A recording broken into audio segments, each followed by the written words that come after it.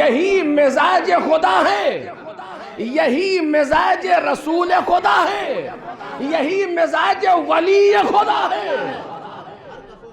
ہر کس و ناکس سے وہ لیتا نہیں ہے، نہ دولت لیتا ہے، نہ شہرت لیتا ہے، نہ پوسٹ لیتا ہے، نہ مقام، کچھ نہیں لیتا، بلکہ پروردگار کی راہ میں صرف کرنے کے لیے توفیق چاہیے۔ جملہ میرا نہیں ہے، جناب امام جواد سلام اللہ علیہ۔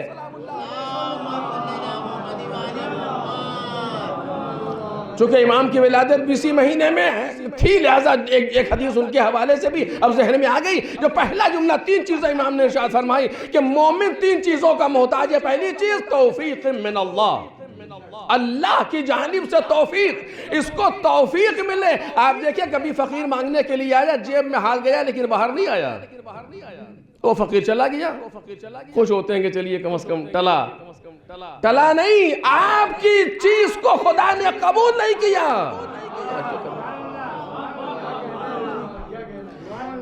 دل نہیں چاہ رہا مجلس جانے کا، میں اس کو تفصیل نہیں دینا چاہتا ہوں، دل نہیں چاہ رہا مجلس جانے کا، ٹھنڈک لگ رہی ہے یا یہ وہ ہو رہا ہے یا کچھ اور بھی ہے، بارش ہو رہی ہے، دور ہے، لیکن نہ جائیں گے تو کیا ہوگا، نہیں دل چاہ رہا۔ ابھی نکلنا چاہتے تو کوئی مہمان آ گیا، ارے بس وہ اب تو مہمان، اب کیسے جائیں، مہمان آ گیا۔ یہ مہمان آنے پر خوش نہ ہو، حسین نے تمہارا وقت لیا نہیں کہ جو آنا نہیں چاہتا ہم اسے بلانا بھی نہیں چاہتے۔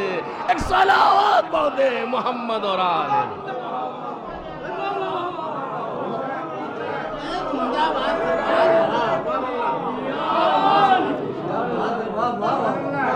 اس کی چیزیں دوسری ہیں، اس کے معیار دوسرے ہیں۔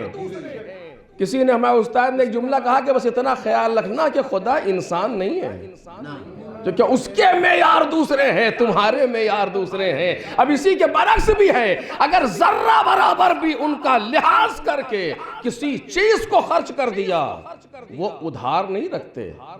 توجہ کیجئے کہ شاید میں نے عرض کیا، مجھے یاد نہیں ہے، ایک شخص ہے، اب چونکہ ولادت کا موقع ہے عرض کر رہا ہوں، ایک شخص ہے، فوجی ہے، وہ جناب امام علی علیہ السلام کے حرم میں وارد ہوا،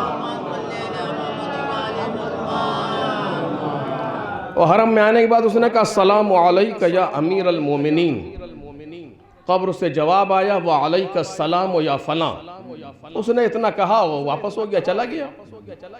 ایک وہ عالم دین تھے، وہ بیٹھے زیارت پڑھے تو انہوں نے جملہ سن لیا جناب امیر کا، وہ دیکھا کون ہے، دیکھا ایک فوجی تھا، اس نے سلام کیا، جواب لیا اور چل دیا۔ یہ جلدی سے کتاب اتاب رکھ کر کے اس کے پیچھے بھاگے، حرم سے باہر نکل گیا۔ وہ تو جناب امیر کا حرم آپ جانتے ہیں بہت مختصر سے، ابھی بھی مختصر ہے، وہ حرم سے باہر نکلا، پیچھے پیچھے آئے اور کہا رکو رکو رکو، رک گیا۔ وہ ایک عالم دین آ رہے ہیں، مولانا صاحب سن رسیدہ، خیریت؟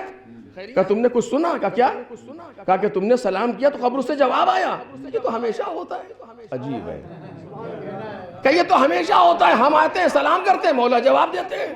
کتنے بڑے بڑے وہاں پر زیارتیں پڑھ رہے ہیں، بڑی بڑی زیارتیں، یہ زیارت وہ زیارت، اس نے ایک مرتبہ کہا السلام علیکہ یا امیر المومنین، قبر سے جواب آیا وعلیکہ السلام یا فلاں۔ کہ یہ تو ہمیشہ ہوتا ہے، ہم مولا کو سلام کرتے ہیں، وہ جواب دیتے ہیں۔ کہ یہ کس چیز کی جزا ہے جو تمہیں مل رہی ہے؟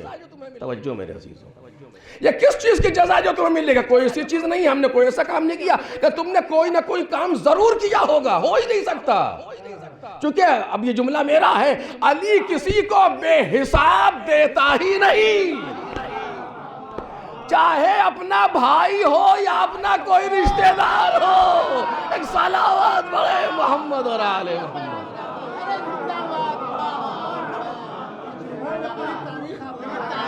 کوئی بھی ہو، علی ایک ایسا شخص ہے، ایک ایسی شخصیت ہے جو بے حساب کسی کو عطا ہی نہیں کرتے۔ وہاں تو اگر وہ جواب آ رہا ہے، اس کے پیچھے کوئی نہ کوئی راز ہونا چاہیے۔ میرے عزیزوں، میں کئی مجلسوں میں کہہ چکا کہ اس کائنات میں نہ کوئی اتفاق پایا جاتا ہے، نہ کوئی چانس پایا جاتا ہے، سب ویل کیلکولیٹڈ پروگرام ہے پروردگار عالم کا۔ اگر قبر سے جواب بھی آیا ہے تو کوئی سبب اس کا ہوگا۔ کہا کوئی ایسی چیز نہیں ہے، نماز روزہ سب کرتے ہیں، ہم بھی کرتے ہیں، کہا ہو ہی نہیں سکتا، اپنی زندگی کو دیکھو، کہیں نہ کوئی بات ضرور ہوگی۔ اس نے ایک مرتبہ سوچا کہ ایک چیز میری سمجھ میں آ رہی ہے، اگر ہو تو یہ ہونا، اس کے علاوہ مجھے کچھ نہیں معلوم۔ کہا کیا ہے؟ کہا میں ایسی جگہ پر ہوں، میری پوسٹ ایسی ہے، توجہ کیجئے گا، میرا عہدہ، میرا مقام، میری پوسٹ ایسی ہے کہ جہاں پر لوگوں کا کام زیادہ پڑتا ہے، اگر کوئی آیا اور ان کا چاہنے والا ہوا، میں نے اس کے کام کو کبھی روکا نہیں ہے، حل کر دیا۔ کہ بس اسی کی جزا ہے جو تمہیں علی بن ابی طالب دے رہے ہیں۔ ایک صلوات پڑھے محمد اور آل محمد۔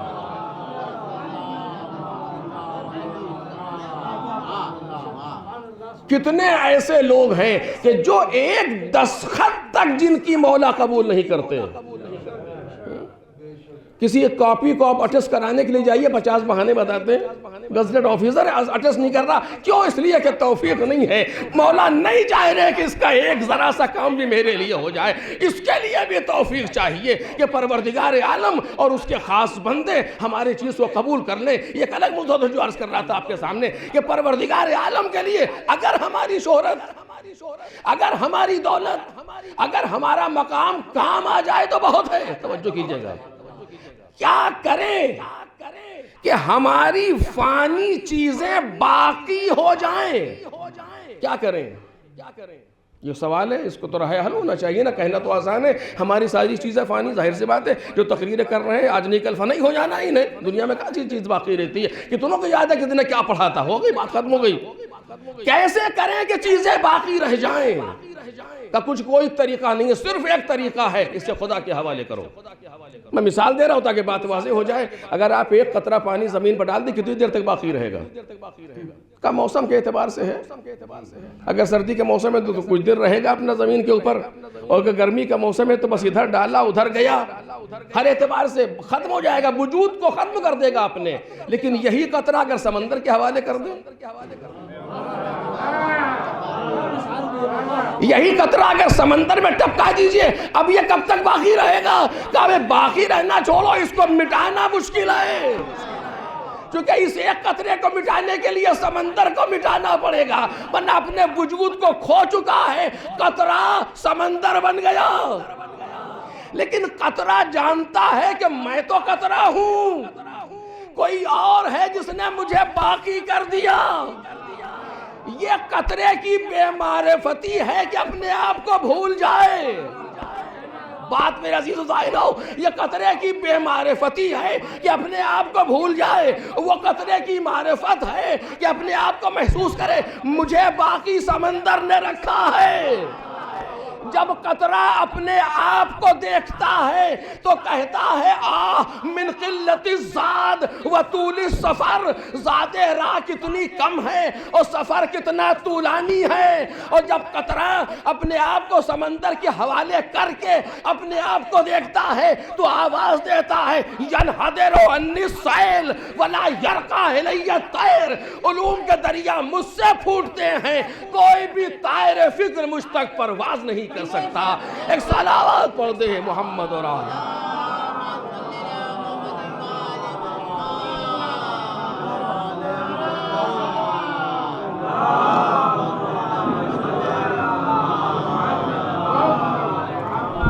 فضیلت مولا کائنات پر ایک بلند ترین صلوات۔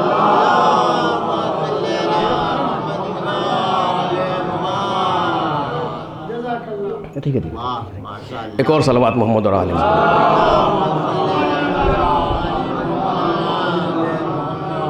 قطرہ جب اپنے آپ کو دیکھتا ہے تو انداز کچھ اور ہوتا ہے، وہاں انداز کچھ اور ہوتا ہے، اور یہی قطرہ جب اپنے آپ کو سمندر کے حوالے کر کے اپنے آپ کو دیکھتا ہے تو انداز کچھ اور ہوتا ہے۔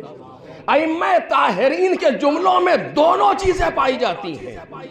کبھی جب اپنے آپ کو دیکھتے ہیں تو کچھ محسوس نہیں کرتے، میں خود کیا ہوں، کچھ بھی نہیں، یقیناً کوئی کچھ نہیں ہے اس مالک کے علاوہ، سب کچھ اصل وہ ہے۔ اور جب اپنے آپ کو خدا کے ساتھ دیکھتے ہیں تو انداز کچھ اور ہوتا ہے، تب گفتگو کچھ اور ہوتی ہے۔ اسے فرق کرنا پڑے گا تاکہ ہمیں محسوس ہو کہ مولا کس بیان پر گفتگو کر رہے ہیں۔ بس میں تمام کر رہا ہوں اسی مرحلے پر کہ اپنے آپ کو رنگ دو رنگ الہی میں، اگر باقی رہنا ہے تو رنگ الہی میں رنگو، باقی سارے رنگ فانی ہیں، رنگ الہی ہے جو باقی ہے۔ توجہ کیجئے، صرف ایک رنگ کائنات میں باقی رہنے والا ہے، وہ رنگ الہی ہے۔ اگر ہماری دولت پر رنگ الہی آ گیا تو باقی ہے، اگر ہماری شہرت پر رنگ الہی آ گیا تو باقی ہے، اگر ہم جن چیزوں پر الہی رنگ چڑھتا چلا جائے گا وہ چیزیں باقی رہیں گی۔ ایک صلوات پڑھ دے محمد۔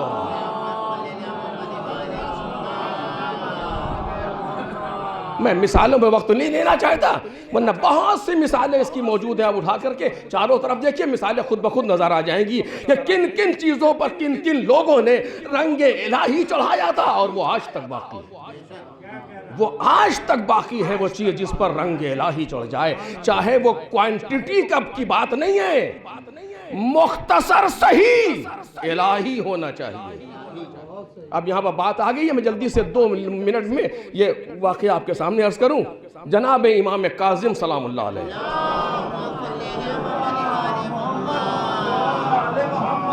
کے زمانے میں خاتون ہے ایران میں، نیشا پور میں۔ امام کے ایک وکیل ہیں نیشا پور میں، وہ جا رہے تھے امام سے ملنے کے لیے، تو سب لوگ کوئی ہدیہ دے رہا ہے، کوئی رقومات شرعی دے رہا ہے، کوئی کچھ کر رہا ہے، بڑی بڑی چیزیں۔ ایک خاتون آئیں، انہوں نے کچھ تھوڑا سا سوت جو کاتا تھا وہ بنا تھا، اور کچھ درہم 3 یا 4 درہم دیے ان کو، اور کہا کہ یہ امام کو دے دیجئے گا۔ تو وکیل تھے، صاحب اجازت تھے، انہوں نے کہا اگر آپ اجازت دیں تو ہم اس کو یہی مصرف کر دیں۔ اور وہاں تو سمجھ لیا انہوں نے، کہتے ہیں ان اللہ لا یستحیی من الحق شیئا۔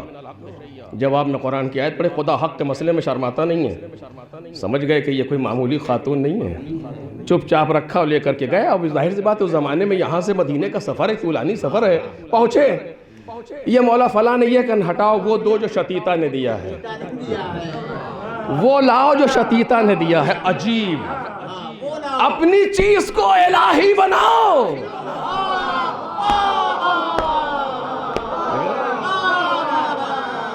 اپنی چیز کو الہی بنا کو وہ لاؤ جو شتیتا نے دیا ہے۔ اب ان کی حیرت کی انتہا نہ رہ گئی، عجب، ان ساری بڑی بڑی چیزوں کو چھوڑ کر کے چیزیں بڑی ان کے سامنے، جو تخت و تاج کو ٹھوکروں میں رکھتا ہو، اس کے سامنے بڑی چیز وہ ہے جس پر رنگ الہی چڑھا دیا جائے۔ اور اس کے بعد بس یہ بات طولانی ہے لیکن میں نہیں عرض کرنا چاہتا کہ اس کے بعد کچھ درہم دیے کہ جا کے شتیتا کو دے دینا اور کہنا اتنے درہم خرچ صدقہ دے دے اپنی طرف سے، اتنے درہم اپنے لیے مصرف کرے، تمہارے جاننے کے اتنے دن کے بعد ان کا انتقال ہو جائے گا اور نماز جنازہ پڑھانے میں آؤں گا۔ میرا سلام کہنا شتیتا کو، میرا سلام کہنا شتیتا کو نماز جنازہ پڑھانے کے لیے یہ میں آؤں گا۔ رنگ الہی بناؤ، امام خود آئے گا، اور رنگ الہی نہ ہو تو وقت کا حاکم بھی رہے مدینے میں پڑا ہوگا مولا نہ جائے۔ ایک صلوات پڑھے محمد اور آل محمد۔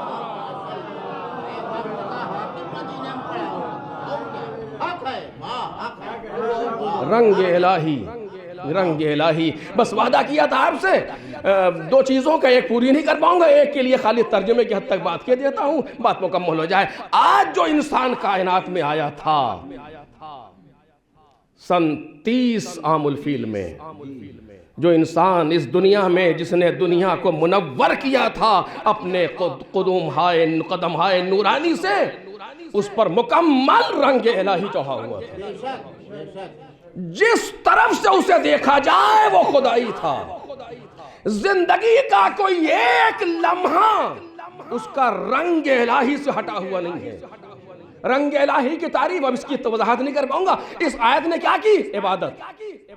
ہر چیز عبادت بن جائے گی اگر رنگ الہی چڑھا دو۔ جنگ کے میدان میں بھی اترتا تھا تو قربتاً الی اللہ۔ پیغمبر نے آواز دی ضربت علی یوم الخندق افضل من عبادت الثقلین۔ علی کی ضربت جو یوم خندق میں لگی ہے وہ دونوں جہاں کی عبادت سے بھاری ہے۔ اس کا مطلب یہ نہیں ہے کہ اس ایک ضربت کی کیفیت الگ تھی، نہیں، علی کی ساری ضربتوں کا حال یہی ہے۔ ایک میں تو اعلان ہو رہا ہے صرف۔ ایک صلوات پڑھے محمد اور آل محمد۔ پوری زندگی کی کیفیت یہی ہے جناب امیر سلام اللہ علیہ کی، کوئی رخ زندگی کا آپ انگلی رکھی نہیں سکتے، نشاندہی کری نہیں سکتے کہ مولا کی زندگی کا یہ رخ ایسا ہے جو عبادت کے باہر ہے۔ سوال ہی نہیں پیدا۔ کیسے عبادت کے باہر ہو وہ انسان جس کے چہرے کو دیکھنا عبادت، جس کے چہرے کو دیکھنا عبادت ہو، وہ عبادت سے کیسے باہر جائے گا؟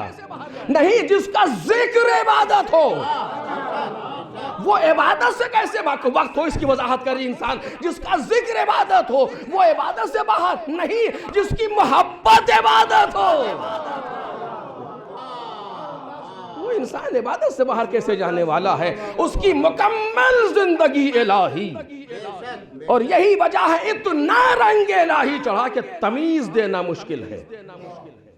اگر معرفت نہ ہو تو تمیز دینا مشکل ہے۔ توجہ کیجئے، ماہ رجب کی دعا تھی جس کو میں نے کل بھی عرض کیا تھا اور آج بھی، لیکن اس کو نہیں بیان کر پاؤں گا کیونکہ دامن وقت میں گنجائش نہیں۔ جو بات دوسری ہے اس کو آپ کے سامنے گزارش کر رہا ہوں۔ تمیز دینا مشکل ہے، سچ کہہ رہا ہوں۔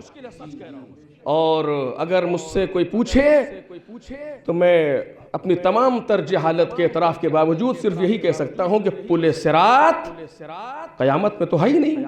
ظاہر سی بات ہے، وہ جو ہے وہ اس کا عکس ہے، اس کا نتیجہ ہے۔ پل صراط دنیا میں ہے، جو جتنی چیزیں سب یہی آمادہ کرنا ہے، یہ ایک موضوع ہے۔ پل صراط یعنی معرفت اہل بیت، پل صراط کا تصور یعنی معرفت اہل بیت۔ اگر ادھر گرے تو گئے، اگر ادھر گرے تو گئے۔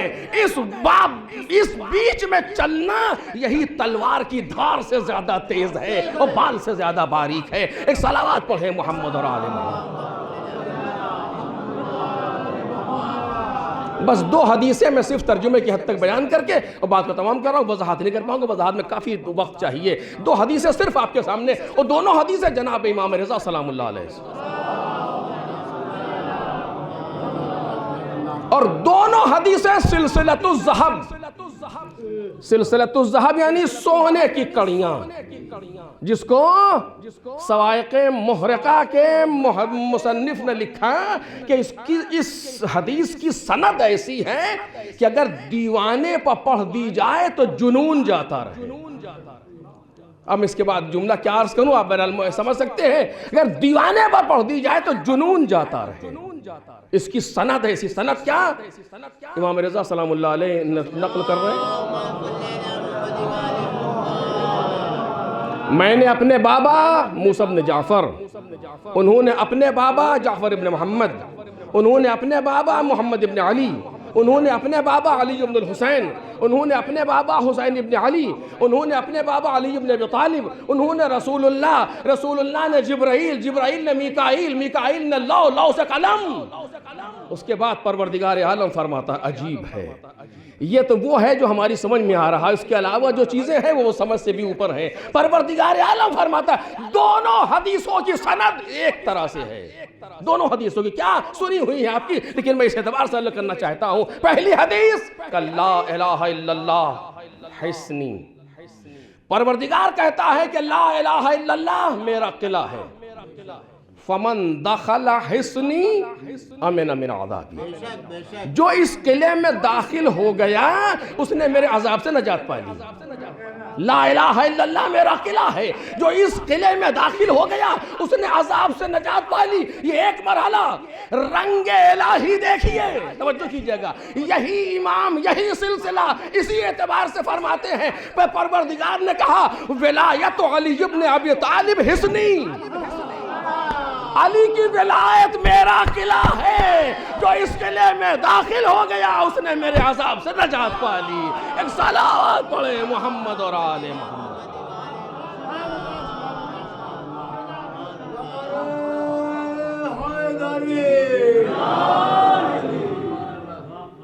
اب یہ بحث رہ جائے گی کہ مطلب کیا ہے اس کا، آیا 2 قلعے ہیں، قلعے کے اندر قلعہ ہے، ایک ہی قلعہ ہے، کیا ہے یہ انشاءاللہ کبھی اور اسی جگہ بات کو تمام کر رہا ہوں۔ الہی بحق الزہرا و ابیہا و بعلہا و بنیہا و سر المستودع فیہا، پروردگارہ امام زمانہ کے ظہور میں تعجیل فرما، پروردگارہ ہم سب کو ان بزرگوار کے لیے سبب زینت قرار فرما، پروردگارہ معرفت محمد اور آل محمد میں ہم سب کے لیے اضافہ فرما، شفاعت محمد اور آل محمد ہم سب کو نصیب فرما۔